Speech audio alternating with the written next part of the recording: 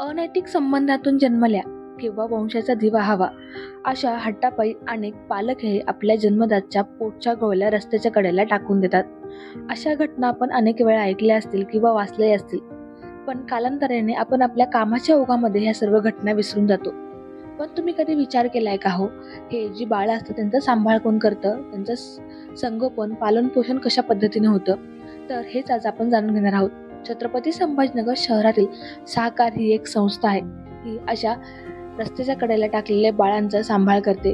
तर ही संस्था कशा पद्धतीने काम करते, किती वर्षापासून काम करते, याविषयीच आज आपण सविस्तर माहिती जाणून घेणार आहोत.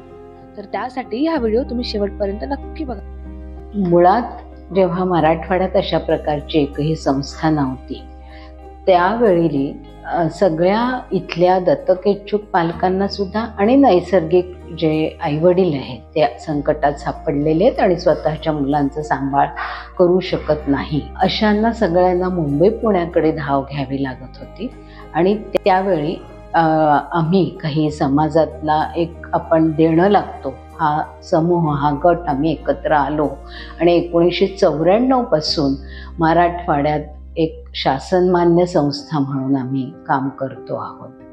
आत्तापर्यंत संस्थेमध्ये साधारणपणे 585 बाळांचा प्रवेश झालेला आहे आणि त्याच्यामध्ये 425 बालकांना आम्ही दत्तक विधान त्यात पूर्ण झालेलं आहे.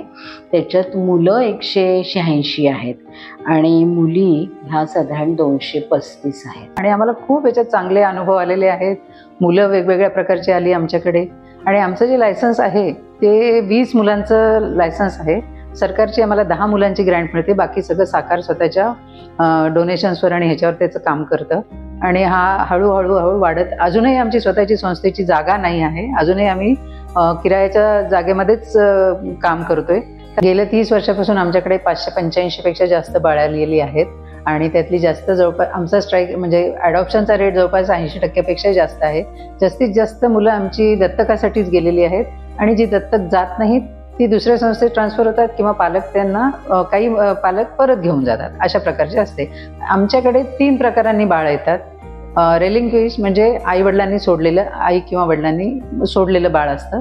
दुसरं म्हणजे अबॅन्डन म्हणजे पोलिसांना सापडलेलं असतं आणि तिसरं टेम्पररी शेल्टर असतं. टेम्पररी शेल्टर म्हणजे त्यांच्या पालकांनी, जैविक पालकांनी त्यांचा पूर्ण हक्क सोडलेला नसतो, म्हणून ते फक्त तात्पुरतं काही कारणाने त्यांना घरी ज्या अडचणी असतात त्यामुळे ते त्यांना इथे सोडलेलं असतं संस्थेमध्ये आणि त्यांना जेव्हा शक्य होईल तेव्हा ते नेणार असं त्यांनी सांगितलेलं असतं.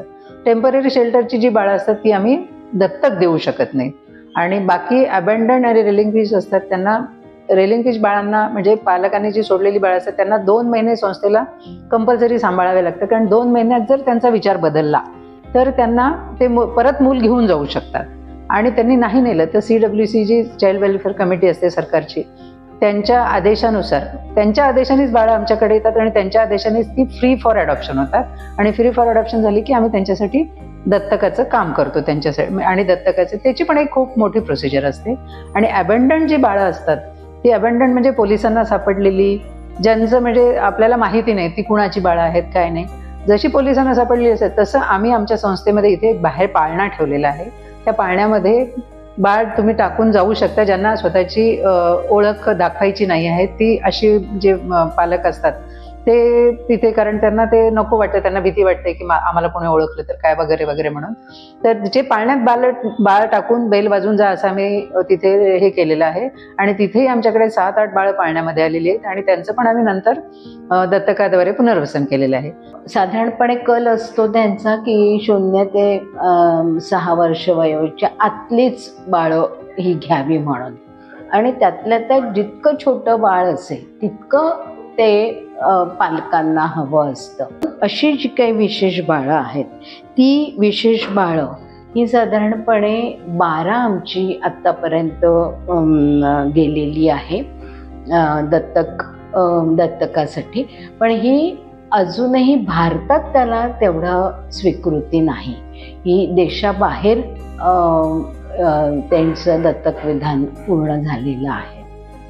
1994 पासून अविरतपणे ही संस्था जे अनाथ बाळ आहेत त्यांना हक्काचं घर देण्याचं काम करत आहे आणि अतिशय चांगल्या पद्धतीने ही संस्था आपलं काम करत आहे. Apurva Talnikar, news 18 local, Chhatrapati Sambhajinagar.